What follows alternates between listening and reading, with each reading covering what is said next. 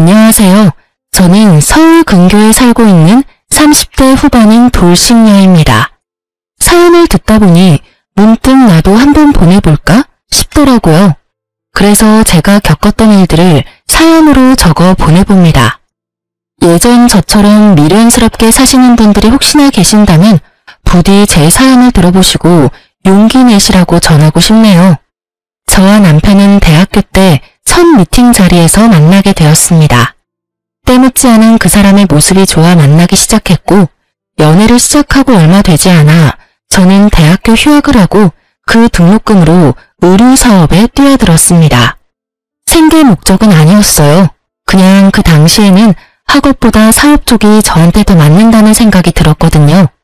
저는 밤낮 없이 동대문을 다니며 물건을 비교 또 비교하고 어떤 시즌은 중국 시장까지 방문해 물건을 고르기도 했습니다. 그렇게 노력한 결과 제 쇼핑몰은 자리를 잡았고 그때부턴 수입도 꽤 되더군요. 자기는 공부만 열심히 해? 돈은 내가 벌 테니까. 저기요, 진짜 고마워. 내가 꼭 합격해서 호강시켜줄게. 가난한 집안의 장남인 남편은 호르몬을 모시며 공무원을 목표로 공부하고 있었고 그의 꿈에 저도 힘을 보태고 싶었어요. 그런 저를 보며 부모님은 혀를 찼지만 저는 그만큼 남편을 사랑했어요. 결국 남편은 2년 만에 합격했고 저희는 양갓집에 결혼하겠다고 알렸어요. 남편의 집에선 겹경사라며 기뻐했지만 우리 집에선 반대가 심했어요. 저희 부모님은 금액은 많진 않지만 공실이 없는 건물 2채와 지방의 땅도 조금 가지고 계셨거든요. 하지만 남편은 가난한 집안의 장남이니 탐탁치 않은 것이 당연했어요. 엄마가 반대하시며 하시던 말이 아직도 머릿속에 생생하네요. 걘 착한 게 아니라 우유부단한 거야. 그런 남자랑 살면 여자가 고생해. 제발 엄마 말 좀 들어. 그때 말을 들었어야 했는데 전 막무가내로 결혼을 밀어붙였고 결국 저희는 결혼하게 되었어요. 제가 그 당시 청약에 당첨이 돼서 34평짜리 아파트에서 신혼살림을 시작하게 되었고 필요한 가전 가구도 제가 다 했어요. 남편이 취업을 갓 했으니 능력이 되는 내가 하는 것이 당연하다 생각하면서 준비했어요. 대신 예물 예단은 다 생략하기로 하고요. 괜히 그런 걸로 시댁과 친정 사이에서 스트레스 받고 싶지 않았어요. 물론 형편이 안 되는 시댁을 배려하고 싶은 마음도 있었죠. 결혼 생활은 부모님의 우려와는 달리 행복했어요. 결혼 생활에 집중하기 위해 사업도 잠시 접은 저는 칼퇴근을 하고 돌아오는 남편을 위해 저녁을 준비하고 그런 대접을 받은 남편은 저에게 항상 이런 말을 해줬어요. 내가 전생에 나라를 구했나 보다. 우리 여보 같은 여자가 나랑 살아주고 말이야. 알면 잘해. 아니다. 앞으로도 지금처럼만 해. 알겠지? 그럼. 앞으로도 충성을 다하겠습니다. 충성! 이렇게 저희는 1년하고 6개월 행복했습니다. 문제는 엉뚱한 곳에서 생겼어요. 신랑의 남동생, 그러니까 시동생이 결혼하고 난 뒤부터 저희는 틀어지기 시작했어요. 안정된 삶을 위해서 공부를 했던 남편과는 달리 시동생은 이 일 저 일 가리지 않고 닥치는 대로 일만 해서 가게를 차렸어요. 장사가 꽤 되는지 장가 갈 때 집을 시동생이 스스로 장만해서 갔다고 하더라고요. 물론 시댁 도움은 없었고요. 시동생이 능력이 되니 동서도 시집 올 때 다 갖춰서 왔어요. 어머님께 코트, 가방, 심지어 집에 소파까지 바꿔드렸다고 하더라고요. 이때부터 시어머니의 비교와 홀대가 시작됐어요. 아가, 내가 아들이 2명이나 있는데 이런 대접은 또 처음 받아보는구나. 정말 고맙다, 아가. 아니요, 어머니. 당연히 해드려야죠. 아이고, 마음씨도 고운 것. 우리 집에 복덩이가 들어왔어, 복덩이가. 아유, 어머님. 그만하세요. 형님 섭섭하시겠어요. 섭섭하기는 첫째야. 섭섭하니? 아니에요. 어머님 섭섭하기는요. 뻔히 제가 있는 자리에서 몇 번이고 이런 얘기를 주고받는데 바보가 아닌 이상 알죠. 왜 모르겠어요? 아, 나는 미운 털이 제대로 박혔구나. 양가 집안 합의로 예물 예단도 생략했던 건데 그건 까맣게 잊으신 듯 보였어요. 점점 비교와 홀대가 심해졌지만 크게 신경 쓰지 않았어요. 제가 아예 해온 것이 없다면 눈치가 보이긴 했겠지만 금액으로 따지면 제가 동서보다 더 많이 해왔으니까요. 그저 따지고 들기 싫어서 조용히 있었어요. 전 당당했고 참을만 했으니까요. 하지만 점점 참을 수 없는 일이 벌어지더군요. 예, 둘째는 오늘 병원 다녀왔는데 아들이란다. 이게 무슨 겹경사니? 정말 복덩이도 그런 복덩이가 없어. 어머, 너무 축하할 일이네요.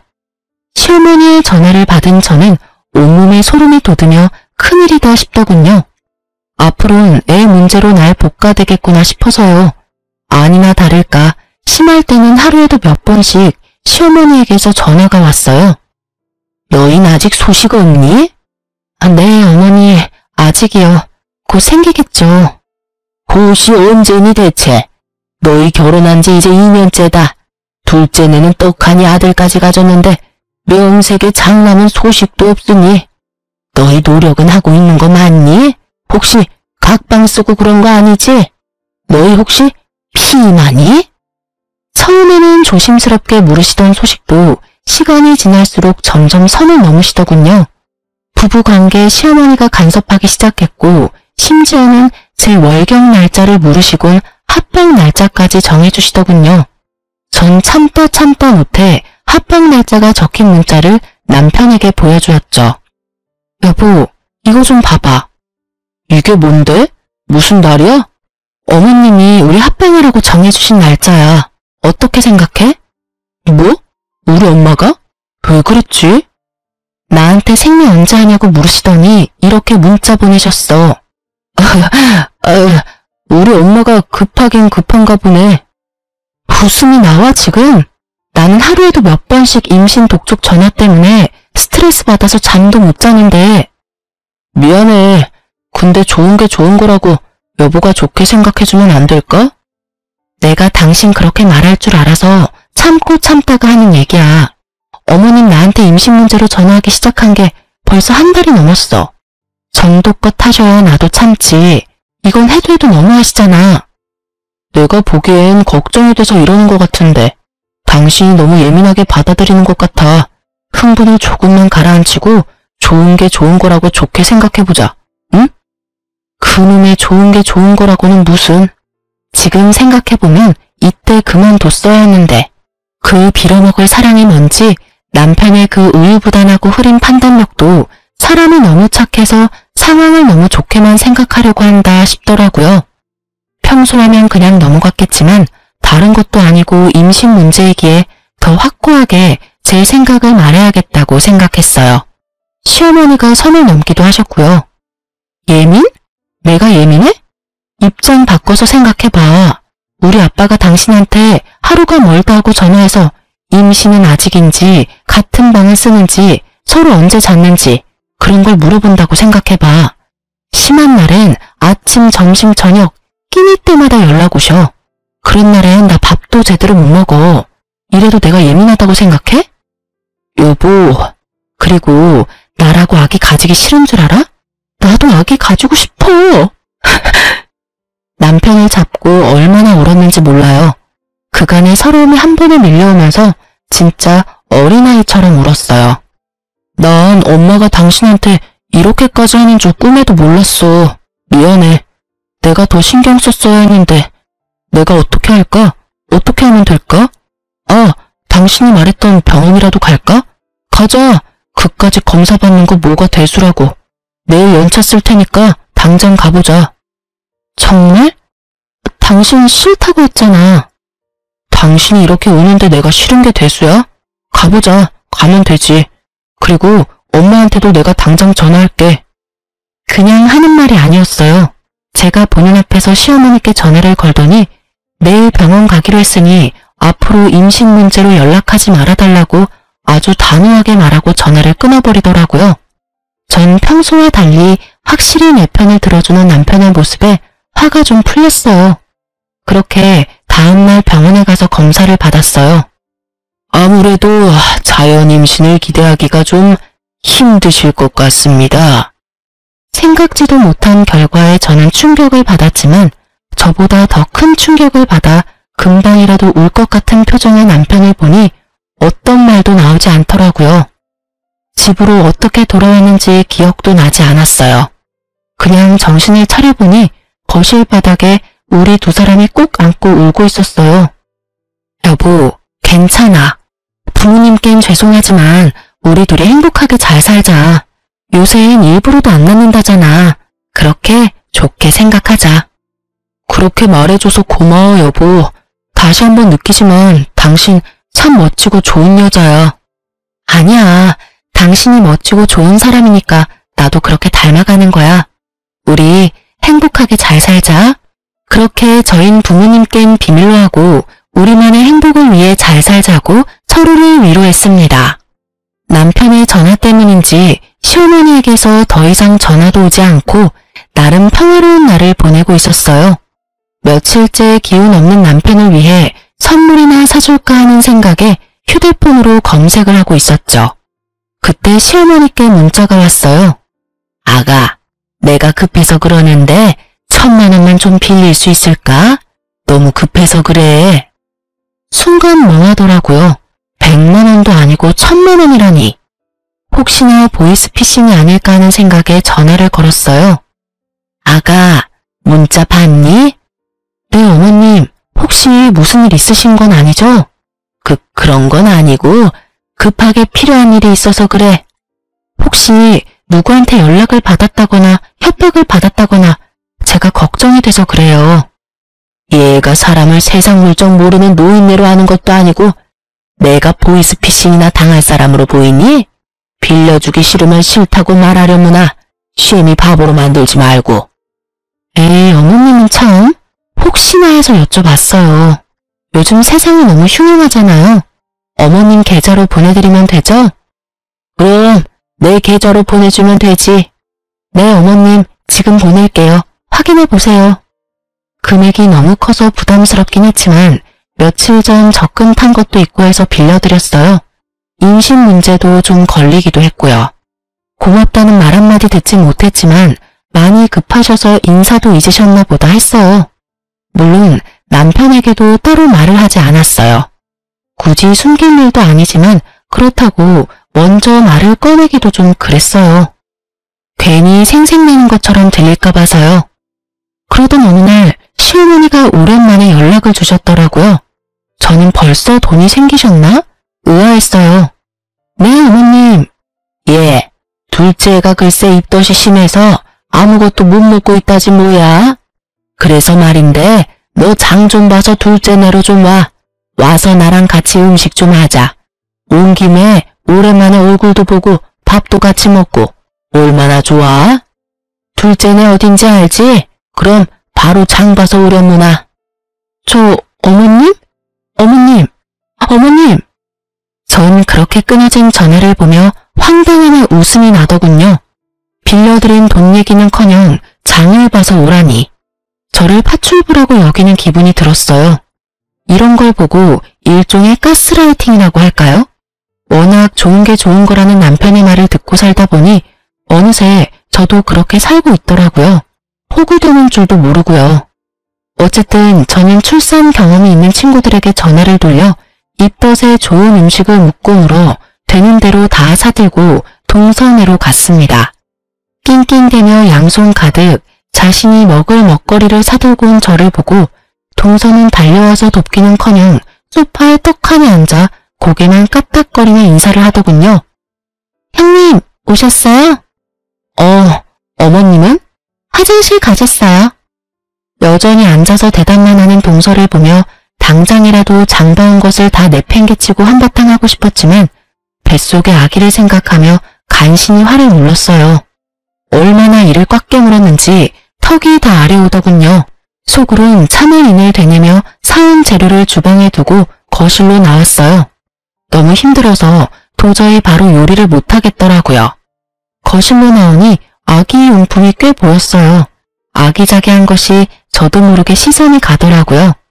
아기 용품을 보고 있는데 못 보던 가방이 보였어요. 그냥 딱 보아도 구입한 지 얼마 되지 않은 에르땡땡 가방. 저도 사고 싶었던 가방이라 한눈에 딱 들어오더라고요. 동서, 저 가방 웬 거야? 원래 있었나? 아니요. 어머님이 얼마 전에 출산 선물이라고 미리 사주셨어요. 예쁘죠? 뭐? 어머님이? 네. 출산 선물로 뭐 갖고 싶냐고 물으시길래 그냥 가방이라고 했을 뿐인데 이렇게 비싼 가방을 사오셨더라고요. 어머님 진짜 대단하시지 않아요? 이렇게 비싼 가방까지 기대한 건 아니었는데. 그러니까 형님도 얼른 아들 하나 낳아요. 장손 출산 선물은 얼마나 대단하겠어요? 저는 아무 말도 들리지 않았습니다. 오로지 가방만 눈에 보이더군요. 아니, 정확히는 제가 빌려드린 1000만원과 그 가방이 겹쳐 보이더군요. 그렇습니다. 어머님이 저에게 급히 빌려간 1000만원은 알고 보니 동서 가방을 사는데 쓰였더군요. 시댁엔 저만한 가방을 사줄 만한 돈이 절대 없다는 걸 알기에 더 생각해볼 필요도 없이 제 돈이었어요. 화가 머리끝까지 차올랐지만 정신줄을 꽉 잡고 있었어요.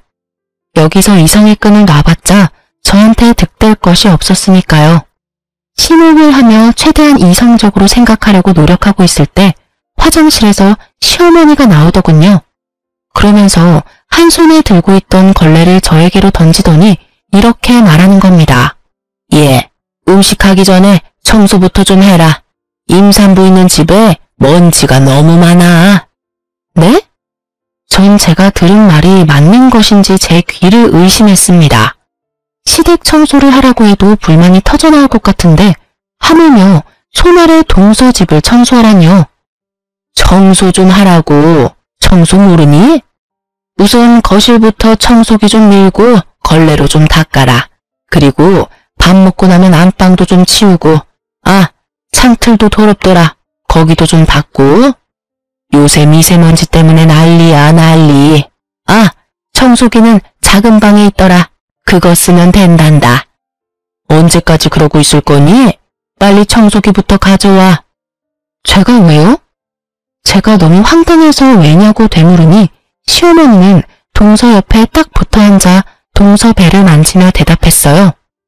그럼 입덧 때문에 밥도 못 먹은 얘가 하리, 다 늙은 내가 하리. 여기 너밖에 더 있니? 좋은 게 좋은 거라고 가족끼리 돕고 살아야지. 아까부터 뭐하고 서 있니? 얼른 하고 저녁도 차려야지. 말도 안 되는 말을 말이라고 하고 있는 시어머니나 이런 말도 안 되는 상황에도 자신은 아무것도 모른다는 듯 불뚝 나온 배를 만지는 동서나 어이없기는 매한가지였어요. 시어머니의 닥달에도 제가 움직이지 않고 가만히 있자 언성을 더 높이며 말하더군요. 그러게 진작 아들 하나 낳았으면 이런 일은 없었지. 어디서 저런 무질한 게 우리 집에 들어와서 집안 대를 끊어놓고 있어? 애를 못 낳으면 이런 일이라도 해야지. 지금해야 하는 말이지만 네가 우리 집에 시집와서 한 게 뭐가 있니? 그 말을 듣는데 순간 정신이 번쩍 들더라고요. 저는 바로 휴대폰을 꺼내 남편에게 전화를 걸었습니다. 지난번과 같이 나는 정말 몰랐어 라는 변명의 기회 따위 주지 않기 위해서요. 여보세요? 여보, 당신 혹시 내가 어머님께 1000만원 빌려드린 거 알아? 그거, 응, 알고 있어. 그렇지 않아도 내가 고맙다고 말하려 했는데. 아, 알고 있었어? 그럼 그 1000만원이 어디에 쓰인지는 알고? 그거 재수씨 선물 사준다고 하시던데. 당신도 알고 있었어? 그럼 지금 내가 어디 있는지는 알아? 당신 지금 재수씨하고 엄마하고 같이 있는 거 아니야? 엄마가 나도 그리로 오라 그래서 지금 가는 중인데 거의 다 와가.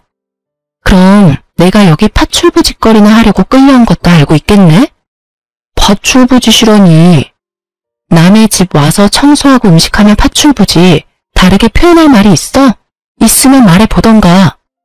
남이 아니라 가족이잖아. 가족끼리 서로서로 돕고 살아야지. 서로서로 돕는 게 아니라 나만 도우니까 이 사달이 나는 거야. 아직도 모르겠어? 여보, 말이 좀 심하다. 내 말은 심하고 지금 내가 처한 상황은 안 심하니? 일단 끊어. 와서 얘기해. 전화를 끊고 나니 더 화가 나더라고요.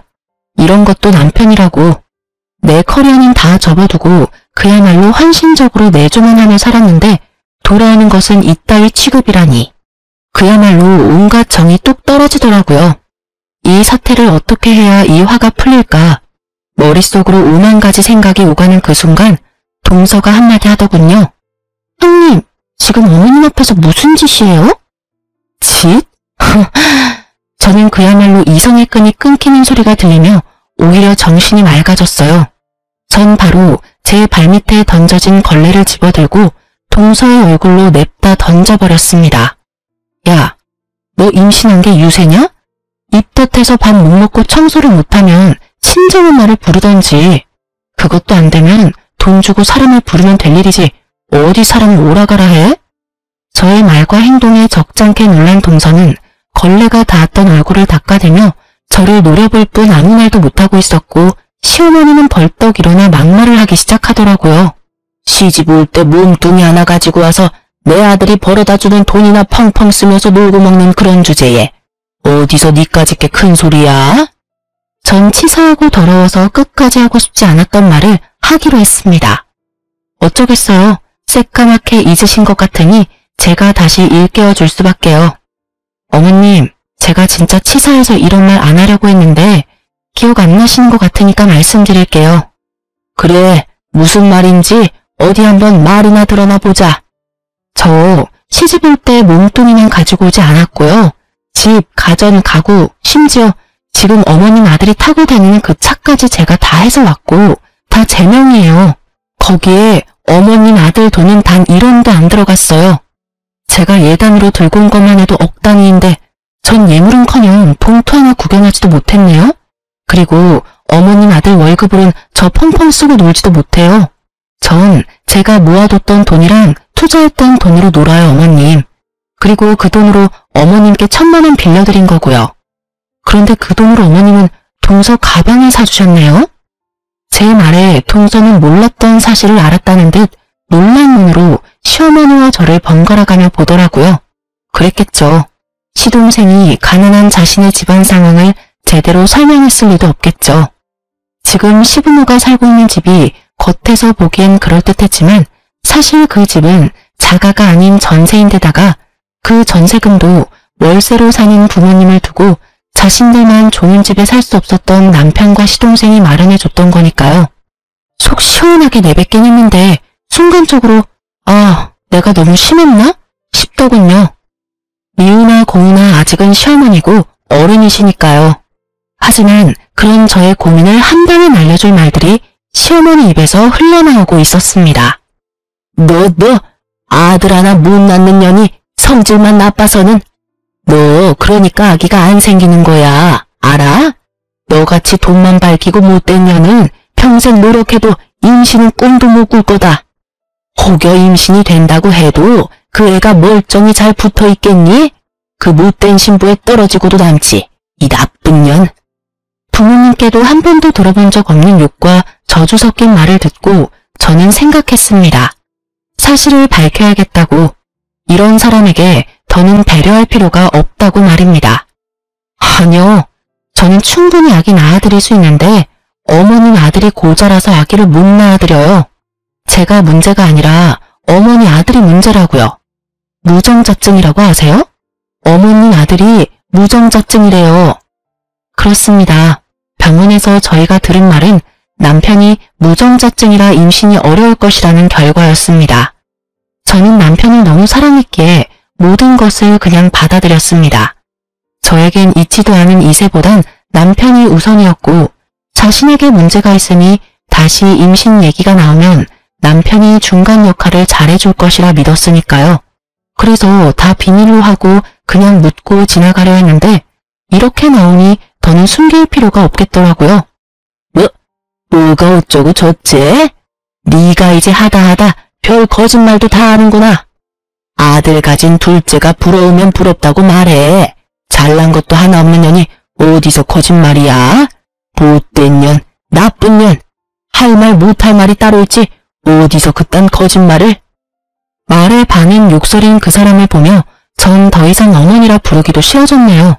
그래서 더 눈을 똑바로 뜨고 말했어요.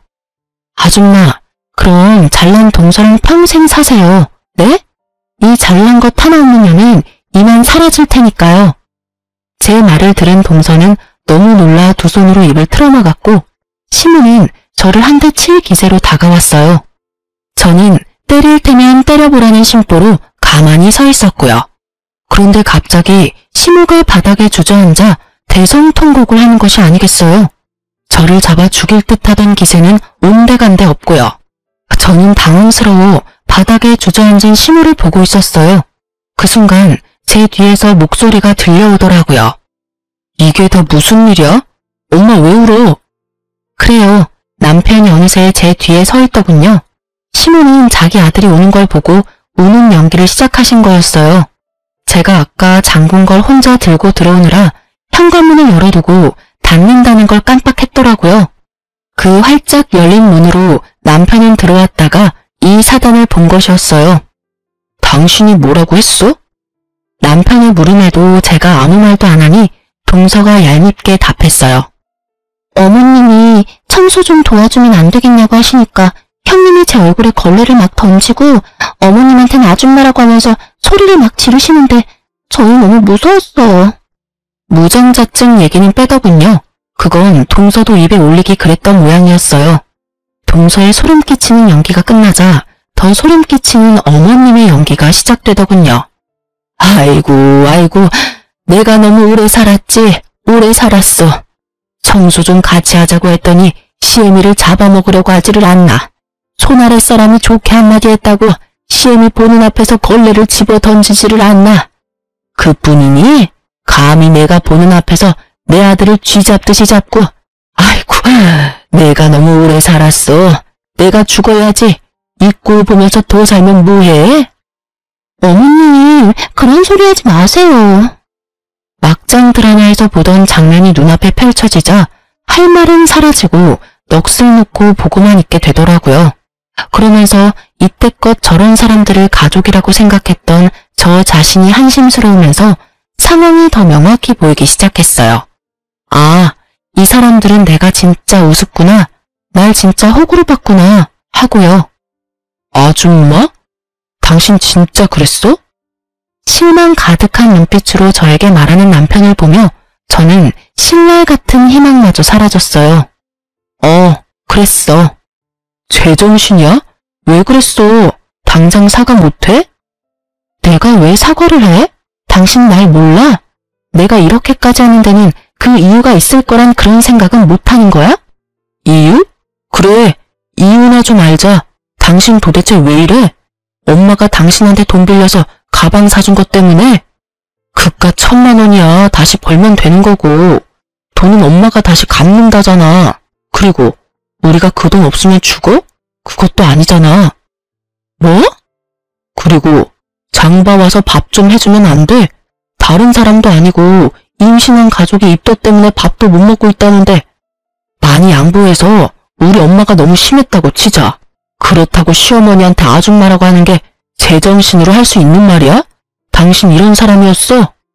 저는 더는 말할 가치를 못 느끼겠더라고요. 입 아프게 말해봤자 알아들을 사람으로도 안 보였고요. 그래도 할 말은 해야지. 이것까지 참았다간 병이 생길 것 같아 겨우 입을 열었습니다. 내가 제정신이 아니었네. 그러니까 일단 호구짓이나 하고 있지. 뭐? 호구짓? 가족끼리 돕는 게 호구짓이야? 그렇게 가족 돕는 게 좋으면 네가 와서 하지 그랬어. 엄연히 따지면 난 가족도 아니잖아. 그리고 와서 음식하는 건 내 몸이고 내 손인데 왜 네가 된다 안 된다를 판단해? 네가 된다고 하면 나는 당연히 와서 청소도 하고 음식도 해줘야 해? 웃기지도 않아 진짜. 그깟 1000만 원? 1000만 원은 당신 돈이야?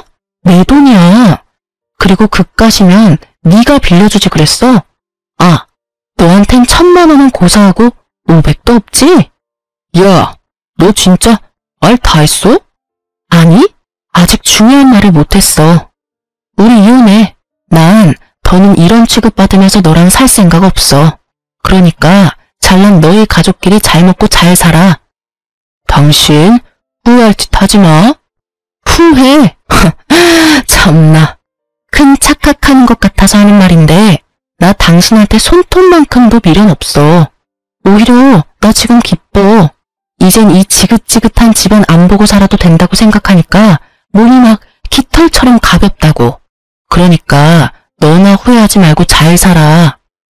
그리고는 뒤를 돌아 그대로 나와버렸습니다. 뒤에서 남편이 부르는 소리와 어머니의 욕설이 들려왔지만 다 무시했어요. 차에 탄 저는 친정을 향하며 바로 변호사를 선임했어요. 아주 비싼 돈을 주고 말이에요. 전 될 수 있으면 빠르고 통쾌하게 이혼하고 싶었거든요. 친정에 도착한 저는 최대한 한쪽에 치우치지 않으려 노력하며 상황을 부모님께 설명했습니다. 한참 동안 듣고 계시던 부모님이 말씀하셨어요. 우리 딸 많이 힘들었겠네. 따뜻한 부모님의 목소리를 듣는데 왜 그렇게 눈물이 나는지 저는 오랜만에 부모님 품에 안겨 울었어요. 진작 엄마 말 들었으면 이런 일도 없었을 텐데. 미안해 엄마. 말 안 듣고 고집 부리다가 이런 꼴이나 보이고. 눈물 콧물 범벅이 되어 말하는 저를 보며 엄마가 머리를 쓰다듬어주며 말하셨어요. 딸, 이런 꼴이면 어떻고 저런 꼴이면 어때? 넌 여전히 엄마 아빠가 사랑하는 딸인데. 내 딸이 경험하지 않았으면 했던 일이긴 하지만 어쩌겠어? 이미 우리 딸이 다 보고 듣고 경험해버린 걸. 그러니까 앞으로는 그 경험을 밑거름 삼아 더 좋은 길로 나아가면 되는 거야. 알겠어?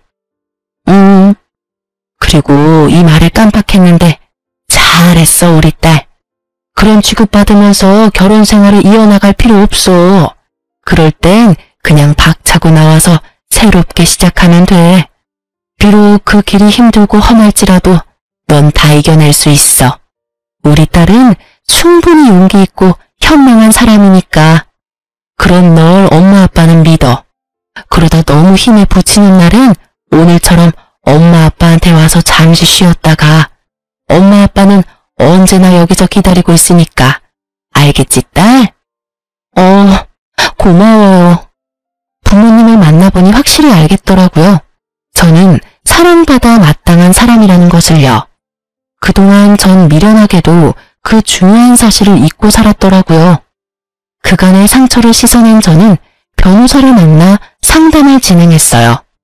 상담 결과 집, 차 등 제가 결혼할 때 마련했던 것은 당연히 다 제 것이고 유책 배우자는 신랑이니 위자료까지 받을 수 있다고 그러더군요.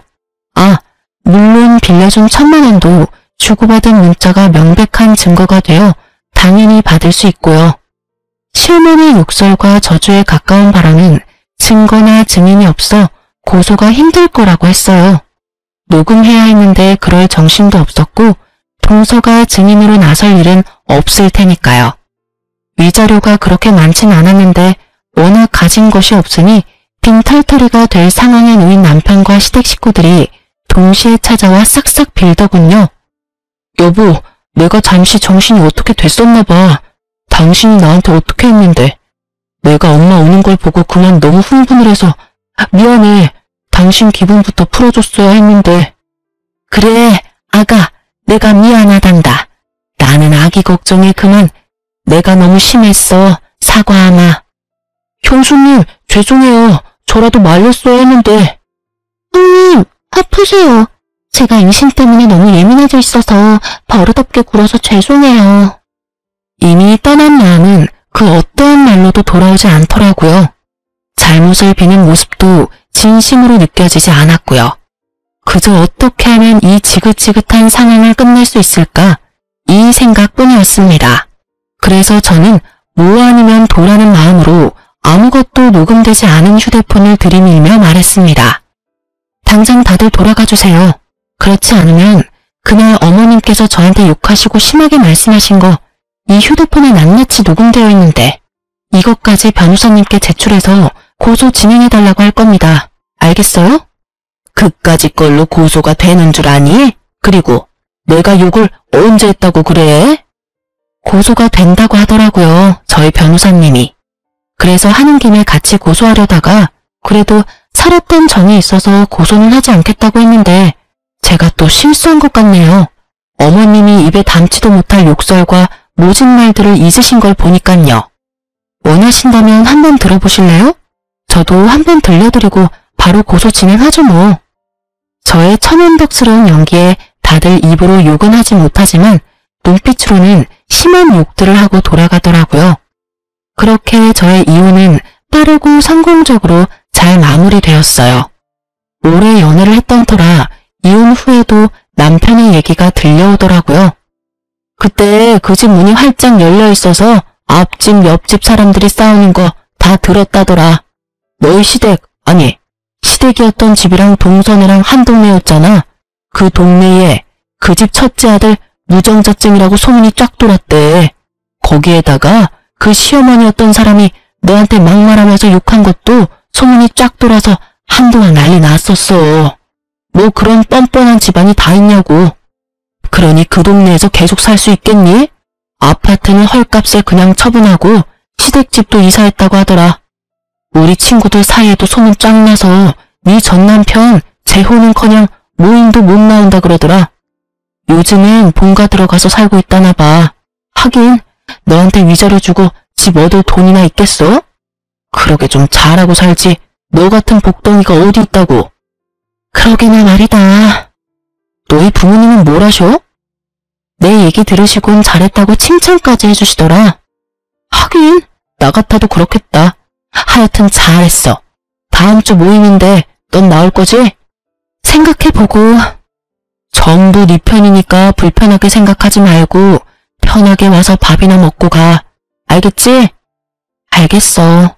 고마워. 신경 써줘서. 별 말을 다 한다. 다음 주에 봐.